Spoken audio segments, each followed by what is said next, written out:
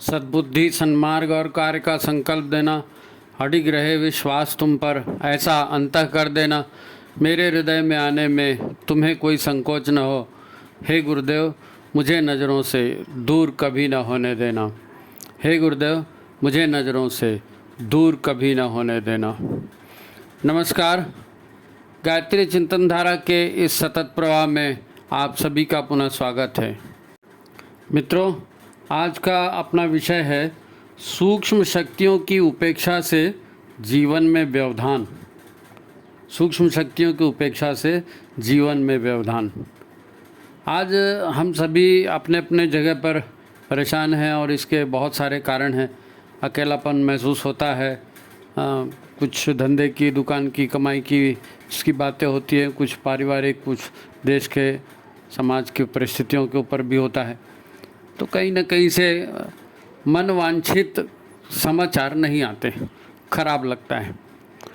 तो बाहर के जब होता है तो ठीक है, लेकिन निजी ज़िंदगी में, घर परिवार की ज़िंदगी में, अपने काम व्यवसाय के स्थान यदि ऐसे अड़चनें आती हैं तो ये इनका समाधान होना ज़रूरी है।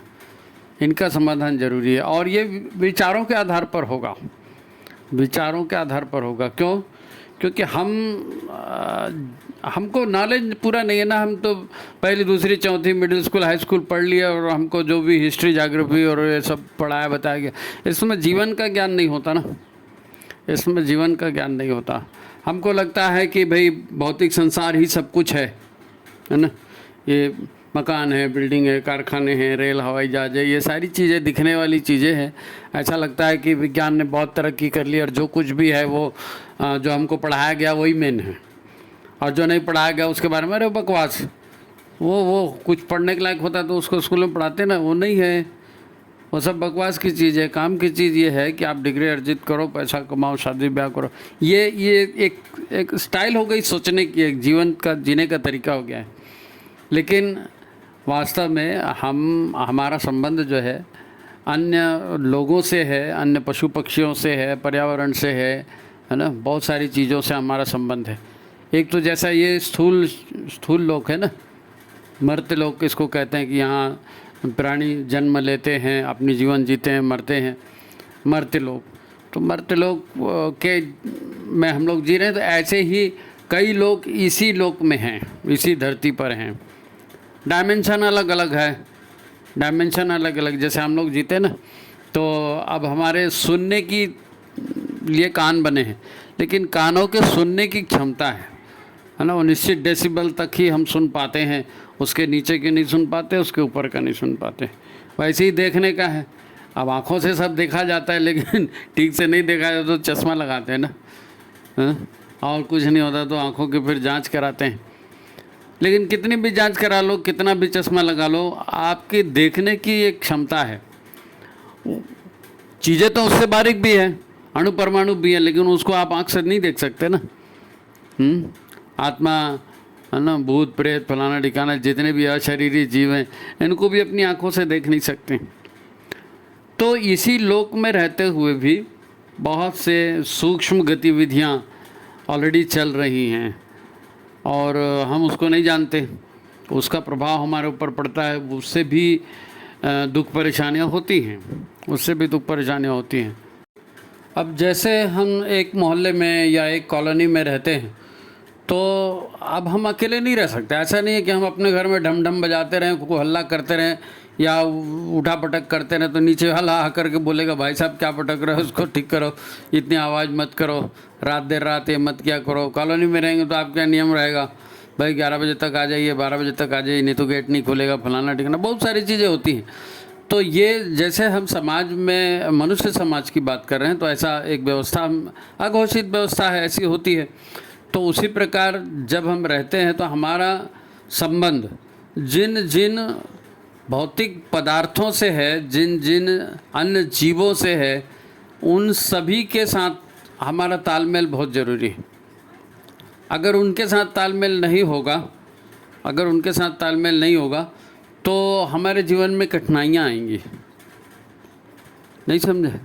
देखो पर्यावरण का तो उदाहरण सामने है ना, पानी नहीं गिर रहा है या गर्मी बहुत बढ़ रही है, ये कहते हैं लोग बताते हैं भाई आप वृक्ष वनस्पतियाँ काट दिए हैं, है ना, फैक्ट्रियों में धुआं बहुत ज़्यादा हो गया है, वाहनों का पॉल्यूशन बहुत ज़्यादा हो गया है, इसलिए गर्मी बढ़ रही है, इसलिए और तो धरती का पर्यावरण का जो वातावरण बदल रहा है उसका असर हमारे शरीर पर, हमारे स्वास्थ्य पर पड़ रहा है ना। जैसे व्यापार होता है, उद्योग कारखाने होते हैं, अब उसमें बिक जाए वस्तुएं बने बिके, उसके लिए फिर उसमें स्वाद बढ़ाना, कलर बढ़ाना, बहुत सारी चीज़ें लोग करते हैं। अब उसमें आप कोई अजीनोमोटो डाल रहा है, कोई कलर्ड मतलब वो खाने वाले रंग आते हैं ना, वो नहीं के केमिकल वाले रंग डाल रहे हैं, फैक्ट्री वाले रंग डाल रहे हैं, तरह तरह की रंगीन मिठाइयाँ या दूसरी टॉफ़ीज़ और ये सब बना रहे हैं, तो उसका असर हमारे शरीर पर, स्वास्थ्य पर पड़ता है। व्यापार का असर पड़ा, पर्यावरण का असर पड़ा, शिक्षा का तो असर पड़ता ही पड़ता है ना। तो बहुत राजनीति, धर्म, सभी चीज़ों का असर पड़ता है। तो इन सभी की सुव्यवस्था ज़रूरी है, इन सभी से तालमेल ज़रूरी है, इन सभी में कहाँ पर क्या हो रहा है उसकी जानकारी ज़रूरी है, ताकि अनवांटेड को आप अवॉइड कर सकें, अनवांटेड को अवॉइड कर सकें। जैसे मोहल्ले में रहते हैं, अरे भाई ये मोहल्ले में बहुत शराबी रहते हैं, ये मोहल्ले में खूब गुंडागर्दी होती है, तो आदमी उसको बदल देता है ना कि इस मोहल्ले में नहीं रहना भी, चलो दूसरे मोहल्ले में रहना, है ना। तो ऐसा ही अब धरती पर अगर रहने लायक वातावरण नहीं बना तो हम कहाँ जाएंगे, हम कहीं नहीं जा सकते। और इस तरह की बहुत सारी परिस्थितियां हैं, बहुत सारी सूक्ष्म और छोटी छोटी ऐसी बारीक सी ताकतें हैं, कुछ मनोविज्ञान की भी बातें होती हैं जो हमको नहीं मालूम, है ना। हमारे जो भारतीय संस्कृति है ना, इसमें सभी का ध्यान रखा गया है, पशु पक्षी, पर्यावरण, है ना, लोगों की भावनाएं, देवी देवताएं, ग्राम देवता, स्थान देवता, पितर, भूत प्रेत, सब पर जितनी भी शक्तियाँ हैं, जितने भी लोक हैं कहना चाहिए, तो उन सभी के बीच में हमको कैसे रहना है ये वहाँ सिखाया गया है। अब हमने उसको छोड़ दिया है, अब हमने उसको छोड़ दिया है। बहुत सारी चीज़ें ना नहीं समझ में आता। अब जैसे परिवार है, अब माँ बाप रहते हैं, एक ही बच्चा है, एक लड़का है या एक लड़की है, अब वो बड़े हो रहे हैं, अब वो लड़के को बहनों के साथ रहने की आदत नहीं है, या वो लड़की है उसको भाइयों के साथ रहने की आदत नहीं है, तो उनके साथ में व्यवहार कैसे करेंगे, उनके साथ में व्यवहार कैसे करेंगे, नहीं करेंगे, परेशानियाँ आएंगी, है ना। शादी होगी, आपस में तालमेल नहीं होगा, छोटी छोटी सी बातें रहती हैं। बहुत पढ़ लिख लेते हैं लड़के लड़कियां, खूब कमाने लगते हैं तो ईगो बढ़ जाता है। अब ईगो मतलब अहंकार, अहंकार भी सूक्ष्म ताकत है, लेकिन है तो सही, उसका असर तो होता है। आप खूब शक्ल सूरत देख के और पैसा देख करके, शिक्षा देख करके शादी कर लेते हैं, लेकिन सूक्ष्म ताकत क्या है, व्यवहार, आपसी तालमेल, अंडरस्टैंडिंग, तो उसकी भी अपनी ऊर्जा है ना, उसकी भी अपनी ऊर्जा है। अब वो हमको नहीं मालूम, तो संबंध खराब होते हैं, साथ रहना मुश्किल हो जाता है। और भावना जब टूटती है, भावनात्मक संबंध जब टूटते हैं तो बहुत ज़्यादा दर्द होता है, बहुत ज़्यादा परेशानियाँ होती हैं। और आज का आदमी हर तरह की परेशानियों को झेल रहा है। दिक्कत यह है, समाज की है, पर्यावरण की है, खान पान की है, परिवार की है, स्वास्थ्य की है, सारी परेशानियों से आदमी जूझ रहा है। तो अगर हमको नॉलेज हो जाए कि हम किस वातावरण में रहते हैं और यहाँ कौन कौन सी शक्तियाँ सक्रिय हैं जिसका असर हमारे ऊपर होता है, तो हम वो जो बुरा प्रभाव होता है उसको अवॉइड कर सकते हैं, है ना। तो बहुत महत्वपूर्ण विषय है और इस विषय पर अपन आज चर्चा करेंगे। तो आपसे अनुरोध है कि आप वीडियो को लाइक कर दीजिए, शेयर कर दीजिए, और जिन्होंने चैनल को सब्सक्राइब नहीं किया वो सब्सक्राइब भी कर लीजिए, ठीक है। तो आज की बात को अपन उसके बाद शुरू करते हैं। तो फिर अब ये हम लोग जो रहते हैं ये संसार ही है ना। तो यहाँ कई तरह के मनुष्य ही नहीं, कई तरह के प्राणी भी हैं, कई तरह का वातावरण भी है, कई तरह की प्रवृत्तियाँ हैं, है ना। अब उन सब के बीच अपना अपना क्रियाकलाप चलते रहता है, लेन देन चलते रहता है, क्रिया प्रतिक्रिया, है ना। दो सांड लड़ रहे हैं सड़क में, है ना, अब उनकी लड़ाई चल रही। अब आप वहाँ से जा रहे हो, आप संभल के जाना, एक आध सांड आपके ऊपर चढ़ जाएगा। सांड मतलब वो ये नहीं रहता, नंदी। अब दो लोग लड़ रहे हैं, दो सांड लड़ रहे हैं, तो आपको सावधानी से जाना पड़े, क्योंकि वो लड़ाई उनकी हो रही है लेकिन उसका रिएक्शन आपके ऊपर हो सकता है ना। तो बहुत सारी प्रतिक्रियाएं होती हैं। अब व्यक्ति भी है ना, दिखने को आदमी सब एक जैसे दिखते हैं।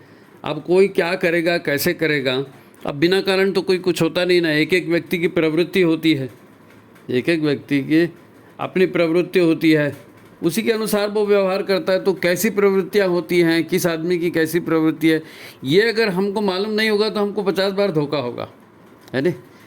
क्योंकि व्यक्ति, शरीर तो शरीर दिख रहा है, लेकिन वास्तव में असली व्यक्ति क्या है? सूक्ष्म शरीर, है नहीं? मन, बुद्धि, चित्त, अहंकार। तो किसका मन कैसा है, किसकी बुद्धि कैसे काम करती है, कौन किस ढंग का सोचता है, और सामने वाला अपने आप को क्या समझता है, तो इन सारी चीज़ों को जब हम देखेंगे तो उसके हिसाब से हमको अपना व्यवहार सेट करना पड़ेगा, व्यवहार सेट करना, क्योंकि अलग अलग है ना, भिन्नता है सब में। और अब आप संसार में सबके बीच रहते हो तो फर्क पड़ेगा ना, फर्क पड़ेगा। गार्डन में बैठे हो, झाड़ के नीचे बैठे हो, ऊपर चिड़िया ने बीट कर दिया, तुम्हारे सिर पे गिरेगा। मोबाइल का सांड का उदाहरण दिया ही था, है ना? तो आप शराबियों के साथ जा रहे हो, कहीं छापा पड़ गया, पुलिस ने पकड़ लिया, तो तुमको भी शराबी बोल के ले जाएगी। तो ये सारी क्रिया प्रतिक्रियाएं होते रहती हैं। गुंडों से मुंह लगाते नहीं हैं लोग, है ना? तो ऐसी सारी चीज़ें तो हमको अवेयर रहना, है ना, जानकार रहना। अब ये मन, बुद्धि, चित्त का अहंकार के हिसाब से, है ना, ये गुण होते हैं लोगों के, क्योंकि प्रकृति से बना है ना शरीर। प्रकृति में 3 तत्व होते हैं, अपन ने जानते हैं। मन मतलब सात्विक, राजसिक और तामसिक। सात्विक सीधा साधे लोग होते हैं, पूजा पाठ करने वाले, भगवत भक्ति करने वाले, किसी का नुकसान नहीं करते, है नहीं? और राजसी गुण है, तो राजसी गुण मतलब वो तो उनका तो व्यवहार ऐसा रहता है, हाँ आने दो, भोग भी करेंगे, खर्चा भी करेंगे, कमाएंगे भी, और दान दक्षिणा भी करेंगे, और सभी जो भी करते हैं अति करते हैं, है नहीं? और बढ़िया ढंग से भी करते हैं। और तीसरा तो एकदम तामसिक है, तो निराशाजनक व्यवहार करने वाले, हमेशा डिप्रेशन में रहने वाले, दुखी रहने वाले, नशा करने वाले, आलसी, कामचोर, ये सब इधर अलग अलग प्रवृत्तियाँ, कहने का मतलब। तो ऐसे प्रवृत्ति के मनुष्यों के साथ में हमारा रहना है ना? तो जिस तरह की हमारी आहार होगा, सात्विक, राजसिक, तामसिक, या हमारी संगत होगी सात्विक, राजसिक, तामसिक, है ना, या लोगों के विचार होते हैं ऐसे, तो आसपास की जो किस तरह की प्रवृत्ति है, किस तरह की प्रकृति है हमारे आसपास, तो उसके अनुसार फिर हमको अपना व्यवहार अलर्ट रह के, जागरूक रह के अपना व्यवहार बदलना पड़ता है, अपना व्यवहार बदलना पड़ता है। अब ये सारे कारण तो है ना, ये सारे कारण तो हैं, इनको कम नहीं समझना है, इनको किसी हालत में कम नहीं समझना है, क्योंकि भाई इसी धरती पर 84 लाख योनियाँ हैं प्राणियों की, 84 लाख योनियाँ हैं प्राणियों की, है नहीं? और मनुष्य योनि तो दुर्लभ योनि कही गई है ना? अब हर योनि के जो प्राणी हैं उनका शरीर कोई मनुष्य के जैसा थोड़ी होता है, लेकिन वो इसी संसार में रहते हैं, और उनकी क्रिया प्रतिक्रिया पर हमारे ऊपर भी फर्क पड़ता है, नहीं पड़ता है? पोलियो के लिए कैसे ड्रॉप पिलाए गए थे, मलेरिया के लिए किया जाता है, अभी कोरोना आया था, ये छोटे छोटे बैक्टीरिया, इनका भी तो फर्क पड़ता है ना। तो 84 लाख योनियों में जो भी प्राणी रहते हैं, इनका फर्क भी, इनका असर भी, प्रभाव भी हमारे ऊपर पड़ता है। ये सब छोटी छोटी ताकतें हैं, छोटी छोटी ताकतें हैं। कोरोना आया था, छोटी सी ताकत थी, लेकिन तहलका मचा दिया ना, तहलका मचा दिया। अच्छा, इसके अलावा बहुत सारी ऐसी प्राणियाँ, ऐसी योनियाँ भी हैं जो हैं, इसी धरती पर हैं, हमारे आसपास हैं, लेकिन हमको दिखती नहीं है। कभी रह चुके हैं वो मनुष्य, लेकिन आज उनके पास मनुष्य शरीर नहीं है। मनुष्य रह चुके हैं, उनके पास मनुष्य शरीर नहीं। तो ऐसे लोग भी हैं, रहते हैं, क्योंकि भाई मनुष्य में क्या है, जीवात्मा ही तो है ना, आत्मा तो कभी मरती वरती है नहीं, है ना? शरीर जो है ना, शरीर का ही नाश होता है, बोलते हैं ना, देहांत तो हो गया, देह का अंत होता है ना, जीवन का अंत तो नहीं होता। तो जिनका देहांत हो गया है, उनके शरीर का अंत हो गया, देह का, लेकिन जीवन तो बाकी है, जीवन बाकी है। वो कैसे बाकी रहता है, कैसे बाकी रहता है? बहुत सारी शक्तियाँ होती है ना, अपन ने उसकी चर्चा की थी ना भाई, मन, बुद्धि, चित्त, अहंकार है, तो मन, बुद्धि, चित्त, अहंकार की बात भी अपन ने की थी। अब व्यक्ति चाहे शरीर वाला हो चाहे अशरीरी हो, अब एक एक व्यक्ति की कितनी कामनाएं होती हैं, कितनी वासनाएं, कितनी इच्छाएं होती हैं। हर व्यक्ति की अपनी अपनी प्रवृत्ति, उसका स्वभाव, और फिर कुछ भावनाएं बड़ी तीव्र होती हैं। अब ऐसे समय में यदि किसी का देह का अंत हो जाए, लेकिन ये तो इच्छाएं, कामनाएं, वासनाएं तो बची हैं, अब वो पूरी कैसे करेंगे? पूरी कैसे करेंगे भाई? मनुष्य तन दुर्लभ है, बोलना आसान है, लेकिन कोई इस बात की कल्पना नहीं करता कि सरेराह चौराहे में, श्मशान घाट में, सुनसान मैदान में, मोहल्ले में, अगीवन के आपके घर में भी, आपके घर में भी आप जिस तरह की भावनाएं करते हैं, जिस तरह के विचार करते हैं, है ना, उस तरह के जो सूक्ष्म जगत के प्राणी है वो आपके आसपास मंडराना शुरू कर देते हैं। भाई आप गुरुदेव का ध्यान करते हो तो गुरुदेव आ गए मान के चलते हो ना, गायत्री माता का ध्यान करते हो तो आके माने चलते हो नहीं। तो ऐसे ही जब आपके मन में काम, क्रोध, मोह, घृणा, है ना, प्रतिशोध, ईर्ष्या, द्वेष, और आप मान लो कल्पना करते अरे यार कोई भूत प्रेत मेरे पास होता तो मैं उसको मरवा देता, उसको वशीकरण कर लेता, उसका ये कर लेता। अब आप सोच रहे हो तो सोचने मात्र से, है ना, वो जो विचार तरंगे आपके निकली, वो विचार तरंगे उन लोगों ने भी पकड़ी ना जिनके पास शरीर नहीं है, उन लोगों ने भी पकड़ी जिनके पास शरीर नहीं है। और ये लोग हैं। आप पूजा पाठ करते हो तो क्या करते हो? ग्राम देवताभ्यो नमः, स्थान देवताभ्यो नमः, वास्तु देवताभ्यो नमः, है ना, माता पितृ चरण कमलेभ्यो नमः, फिर गुरु का नमन, इनका नमन। तो ये सारी ताकतें हैं, ये सारी ताकतें, इनका भी प्रभाव पड़ता है। अब जिनके पास शरीर नहीं है वो आपको माध्यम बना के आप अपना काम करवाएंगी, करवाती हैं।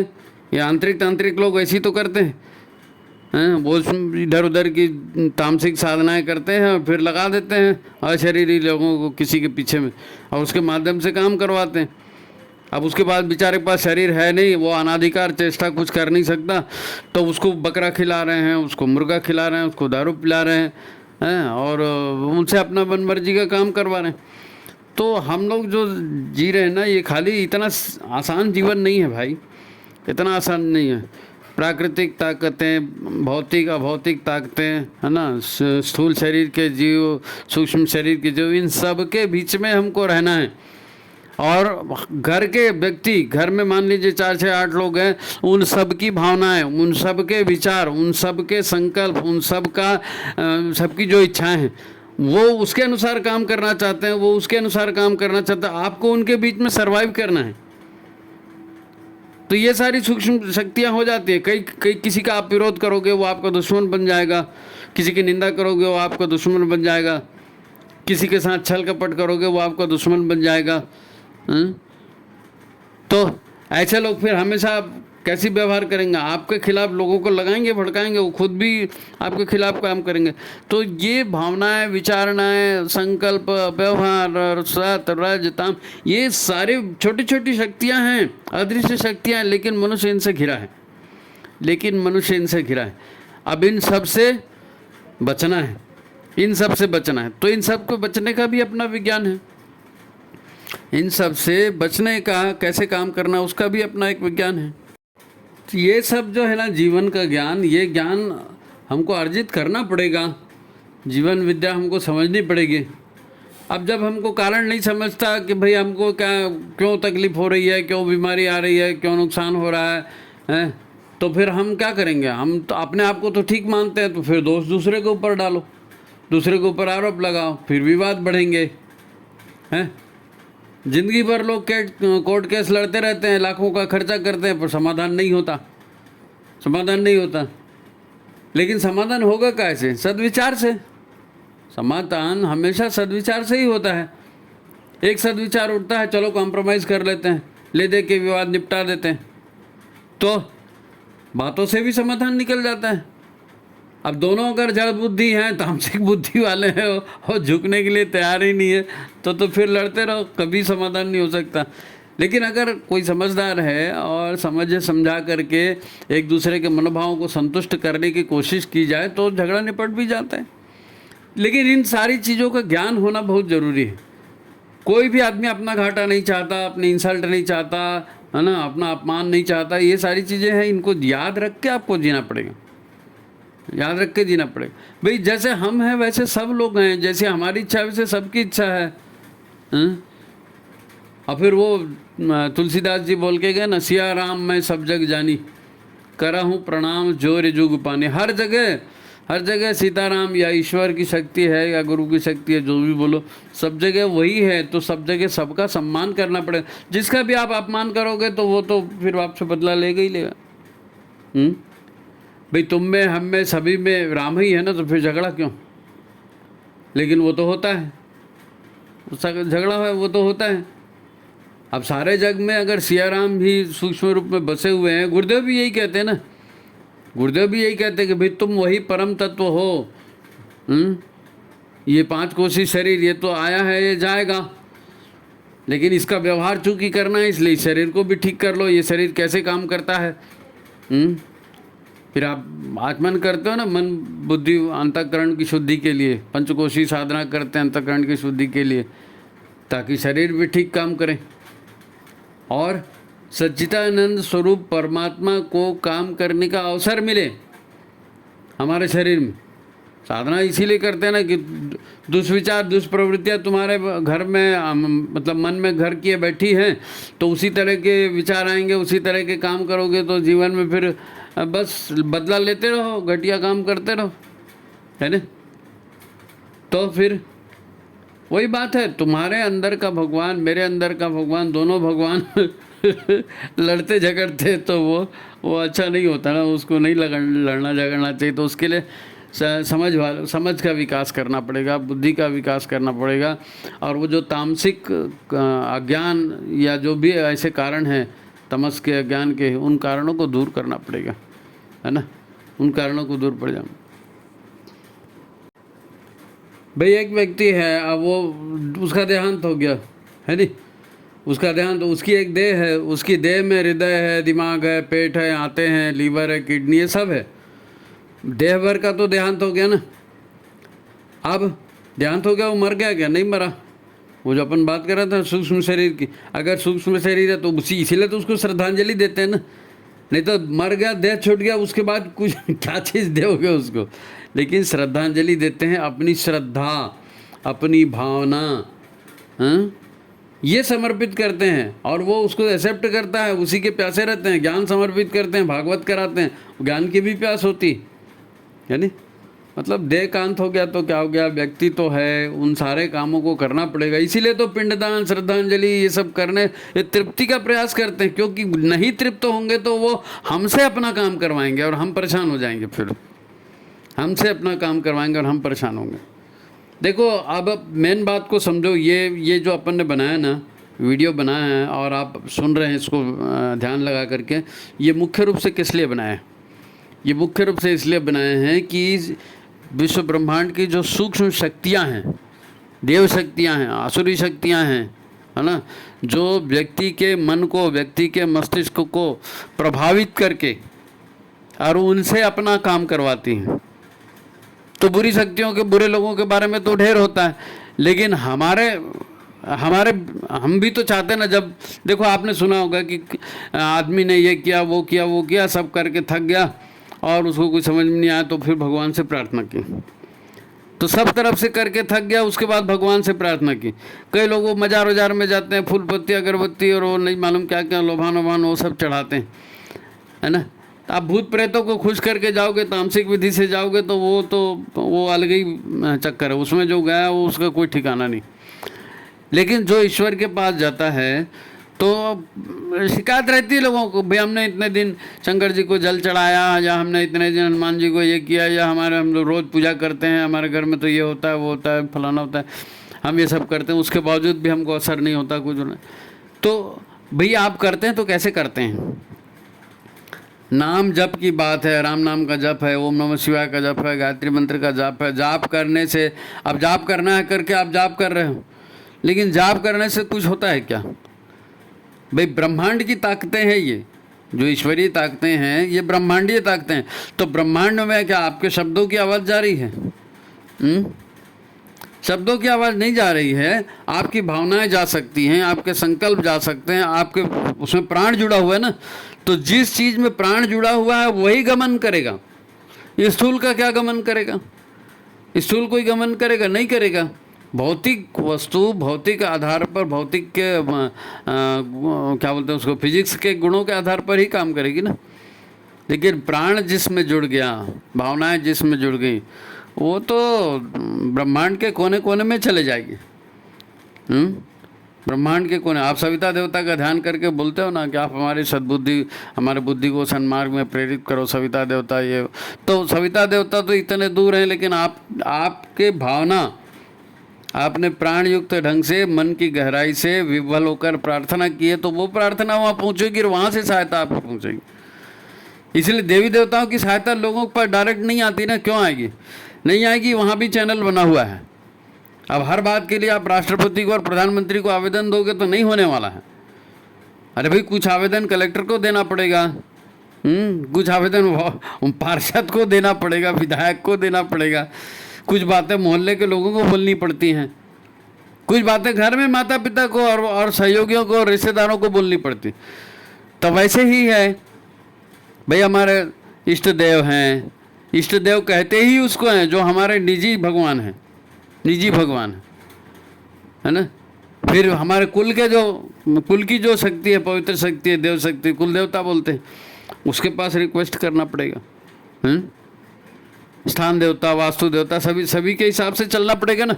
अब आप हर बार डायरेक्ट बोल रहे हो, हे गणेश भगवान ये कर दो, हे ब्रह्मा जी ये कर दो, हे शंकर जी ये कर दो, वहाँ तो करोड़ों लाखों करोड़ों अरबों खरबों निवेदन आ रहे हैं, तो कहाँ कहाँ तक जाएंगे? वो भैया प्रॉपर चैनल आओ, प्रॉपर चैनल आओ। यदि आपको कुछ भी करना है, सबसे पहले आपके घर के साथ के जो लोग हैं, अपने जो भाई बंधु हैं, उनसे कहेंगे, माता पिता से कहेंगे नहीं, उसके बाद आपके जो गुरु हैं उनसे कहेंगे। नहीं समस्या आएगी तो गुरु के पास जाएंगे, हे गुरुदेव बताइए ये प्रॉब्लम है, कैसे करें? नहीं साहब प्रधानमंत्री को लेटर लिखेंगे, ऐसा नहीं होता। गुरु और इष्ट, गुरुदेव और इष्ट देव, ये दुनिया के सबसे महत्वपूर्ण देव शक्तियाँ हैं, गुरुदेव और इष्ट देव, क्योंकि ये वॉच करते हैं आपको। पितर आपको वॉच करते हैं, आपके खानदान के मरे हुए अशरीरी जो जीव हैं पूर्वज, तो ये पितर हमारे हैं और हमारे इष्ट देव हैं और हमारे गुरुदेव हैं। ये हमारे सबसे बड़े सलाहकार हैं, सबसे बड़े सहायक हैं। वो डायरेक्ट हाई कमांड के पास मत जाओ, इनके पास आवेदन दो, यहीं से सीधा होता है, यहीं से सीधा होता है।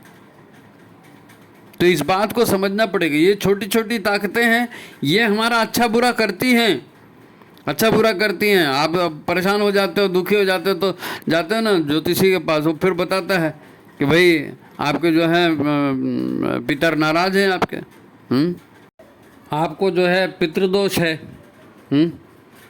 पितर आपके नाराज है, आपको पितृदोष है।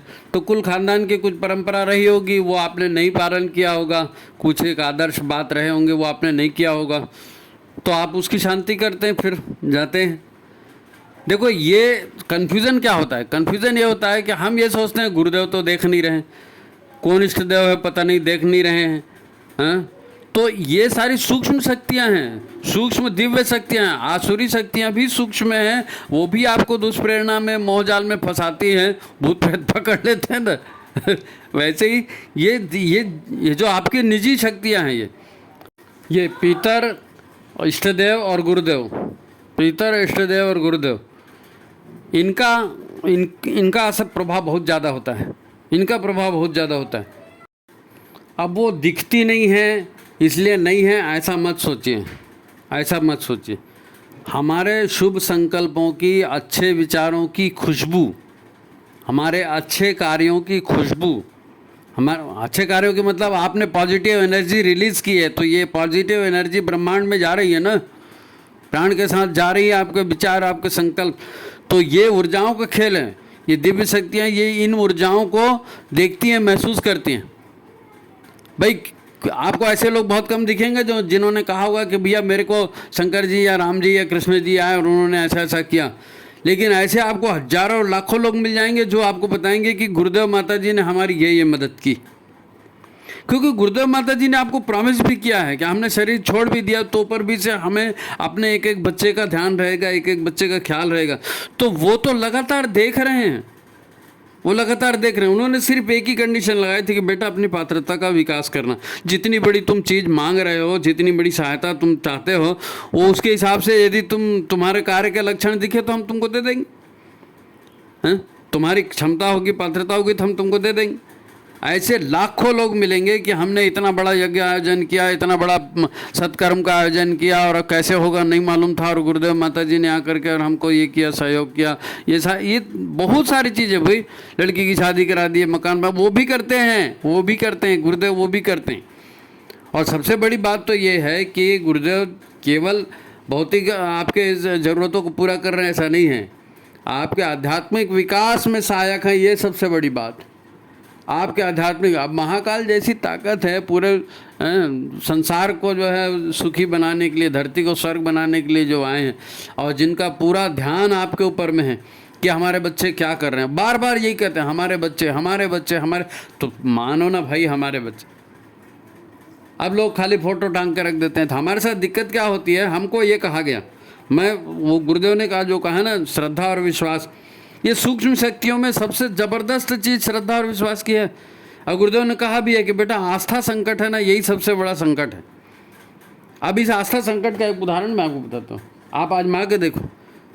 आप रोज़ षटकर्म करते हैं, गायत्री मंत्र का जाप करते हैं, आपने गायत्री महाविज्ञान पढ़ा होगा, आपने इतने दिन शांति कुंज में सत्र वगैरह किए होंगे। आप मेरे को एक बात बताइए, क्या उसमें ये नहीं बताया गया कि पानी में, शुद्ध जल में ऊर्जा को ग्रहण करने की ताकत है, विचारों को ग्रहण करने की ताकत है, प्राणों को ग्रहण करने की ताकत है। जल में बताया ना, जल को लेकर के दूसरे के ऊपर छींच करके आशीर्वाद और ये देते हैं ना श्राप, तो जल में ताकत है ना। आपको गायत्री मंत्र में भी बताया गया कि गायत्री मंत्र दुनिया का सबसे शक्तिशाली मंत्र है, और आप गायत्री मंत्र से अभिमंत्रित करके जल किसी पेशेंट को देंगे तो वो पेशेंट उसको पी के ठीक हो जाएगा। बोला ना, कितने लोग करते हैं, कितने लोग करते हैं। क्या आपके परिवार में कभी किसी को कुछ ऐसा हुआ और आपने अभिमंत्रित जल करके दिया उसको? क्यों नहीं दिया? इसलिए कि श्रद्धा और विश्वास में कमी है, आस्था का संकट हमारे अंदर भी है। हम गुरु का फोटो लगाते हैं, गुरु की पूजा करते हैं, गुरु को दक्षिणा देते हैं और सब काम करते हैं, लेकिन मानते नहीं हैं। लेकिन हम मानते नहीं हैं भाई। ईश्वर जो है, भगवान जो है ना, ईश्वर भगवान या गुरु या जो भी ये ताकतें हैं, ये ताकतें आपके शुभ संकल्पों से आकर्षित होकर आपकी मदद करती हैं भाई, मदद करती हैं। मेन बात है मन, प्राण और संकल्प। मन, प्राण और संकल्प। मन के विचारों के साथ भी प्राण शक्ति है ना, प्राणवान बनेंगे वो प्राण शक्ति है ही है। संकल्प में भी प्राण शक्ति है ही है। कौन हमको देख रहा है, कौन नहीं देख रहा है, इसको भूल जाइए। भगवान देख रहे हैं और गुरुदेव देख रहे हैं। गुरुदेव तो देख ही रहे हैं, गारंटी है, 200% नहीं, 1000% गारंटी है, गुरुदेव देख रहे हैं। करिए आप, वो आपकी मदद करेंगे हर क्षेत्र में। नहीं साहब मैं तो पापी हूँ, मैंने उस दिन ऐसा किया था, हमारे मन में चोर होता है इसलिए हम विश्वास नहीं करते। हमारे मन में चोर होता है इसलिए हम विश्वास नहीं करते। अच्छा, कुछ बातें जो है ना प्रारब्ध की भी होती हैं, जो आपने संचित कर्म ऊर्जाएं जो रखी हुई हैं, है ना, उनकी भी होती हैं। देखो, हर व्यक्ति किसी भी काम को करने के लिए आप जानते हैं कि भाई जो काम करना है उसके बारे में जानकारी ली जाती है, पढ़ा जाता है, लोगों से पूछा जाता है, फिर वो काम को किया जाता है। और बहुत से लोग हैं जो मेहनत करते हैं, बहुत से लोग मेहनत करते हैं, लेकिन उसके बावजूद भी उनको सफलता नहीं मिल पाती, सफलता नहीं मिल पाती। क्या होता है, दोनों हाथ ऊपर उठा करके भगवान से प्रार्थना करते हैं कि हे भगवान मेरा काम कर दो, है ना, लेकिन उसके बावजूद भी दुआ प्रार्थना हो वो भी कबूल नहीं, क्यों नहीं कर पाते? इसलिए नहीं कर पाते कि आपके प्रारब्ध में वो नहीं हैं, आपके हित के लिए वो नहीं है। भगवान नहीं चाहता कि आप उस दिशा में जाएं। वो APJ अब्दुल कलाम वाला आता है ना, वो पायलट बनने गए थे, वो नहीं बन सके, वो नहीं बन सके, बहुत ज़्यादा निराश हो गए थे, लेकिन वो पायलट नहीं बन सके। ये देश के लिए कितना अच्छा हो गया, देश के लिए कितना अच्छा हो गया। उसके बाद तो उन्होंने इतनी अग्नि मिसाइल और इतनी सारी मिसाइलें बनाई और परमाणु का विस्फोट वगैरह कराया, है ना। तो भगवान को इस दिशा भी देना चाहते हैं आपको। आपकी मेहनत मेन है, और गुरु की, भगवान की जो है ना, वो जो उनकी जो योजना है, प्रारब्ध जिसको बोलते हैं, वो प्रारब्ध भी है ना। अच्छा, कभी कभी जो है ना गुरुदेव जो है इन सारी चीज़ों को भी टाल देते हैं। आपके प्रारब्ध में भी कुछ भी लिखा होगा, लेकिन आप गुरु का काम कर रहे हैं ना, तो वो गुरु में इतनी शक्ति होती है कि वो गुरु उसको भी टाल देते हैं, है नहीं। है ना। हमारी समस्या कुछ और होती है, संचित प्रारब्ध कुछ और होता है ना, तो नहीं हो पाता ना वो सारी बातें जो हम करना चाहते हैं, नहीं हो पाता है। कभी कभी अनायास लाभ भी हो जाता है, कभी अनायास घाटा भी, जैसे होता है वैसे लाभ भी हो जाता है। तो जो पितर हैं, जो आपके गुरुदेव हैं, या जो दूसरी शक्तियाँ हैं जो आपको वॉच कर रही हैं, वो आपको सद्बुद्धि देती हैं, वो आपको सचेत करती हैं, सपने में आके सचेत करती हैं। कभी अनायास आपके दिमाग में कोई बात आ जाती है, एक विचार आ गया और आपने वो कर दिया। कई बार आपने सुना भी होगा कि और पानी गिर रहा था, हवा चल रही थी, अमुक झाड़ के नीचे वो खड़ा था और जैसे ही वहाँ से हटा तो वो झाड़ टूट के गिर गया, या वहाँ पे बिजली गिर गई, या ऐसी सारी बहुत सी घटनाएं होती है, आपने देखा सुना होगा। याद करिए ना, ये सब देखो, दुनिया में ना संयोग नाम की कोई चीज़ नहीं होती। संयोग नाम के, लक जिसको बोलते हैं ना, न लक है न संयोग है, ये से जो भी शब्दार्थ है बेकार। केवल ऊर्जा का खेल है ये, पूरा संसार केवल ऊर्जा का खेल है। आप, हमारे लिए सौभाग्य की बात यह है कि हमारी ऊर्जा कम पड़ती है, तो हमको फिर ऊर्जा देने वाले या हमारे पितर हैं और हमारे कुल देवता हैं और हमारे गुरुदेव हैं, ये हमारी मदद करते हैं एक्स्ट्रा। लेकिन वो मदद भी तभी करते हैं जब आप उनके हिसाब से चलोगे। इसलिए सद्बुद्धि सद्विचार सत्कर्म, सद्बुद्धि सद्विचार सत्कर्म, ईश्वर पर आस्था गुरु पर आस्था, सद्बुद्धि सद्विचार सत्कर्म, ईश्वर पर आस्था गुरु पर आस्था। ये संयोग वयोग कुछ नहीं होता। आप करेंगे या आपका गुरु करेगा या आपका देवता करेगा, इससे अलावा और कुछ नहीं होता है। ऊर्जाओं का खेल है, केवल ऊर्जाओं से ही बनता है।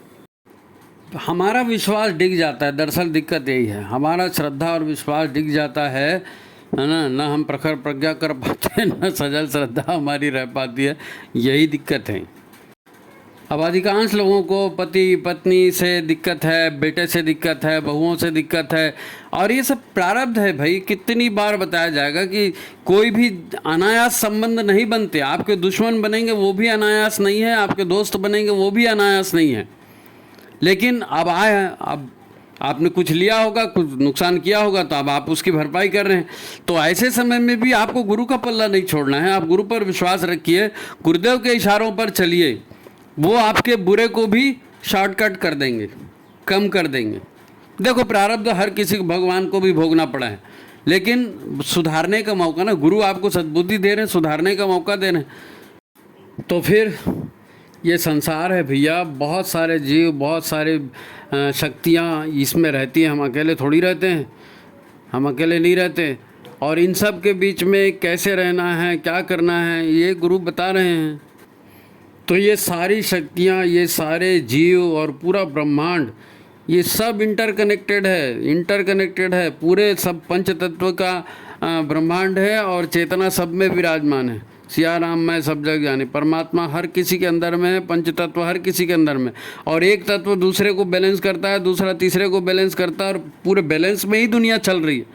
अब यहाँ अगर आप मैं मेरा करते जाओगे, मैं तोप चंदूर, मैं ये कर दूंगा और मेरी इंसल्ट हो गई, मेरा फलाना कर दिया, तो कोई भी नहीं बचा सकता आपको। बेटर ये है, गुरुदेव ने बताया है तो उस हिसाब से रहो, है ना। आपका गुरुदेव माता जी कल्याण करें। आज की बात यहीं अपन समाप्त करते हैं, बड़ा हो रहा है थोड़ा सा। और आप देखिए, 2-4 बार सुनिए भाई, ये जीवन विद्या है। जीवन विद्या को ज़्यादा से ज़्यादा लोगों तक प्रचारित करें और खुद इसका लाभ उठाइए, मेन बात है, ठीक है। तो गुरुदेव माता जी आपकी सहायता करें इसी बात के साथ। हाँ, लाइक शेयर कर दीजिए जिन्होंने नहीं किया है ना, सब्सक्राइब कर दीजिए चैनल को। ठीक है, सबको प्रणाम, नमस्कार। आज की बात समाप्त।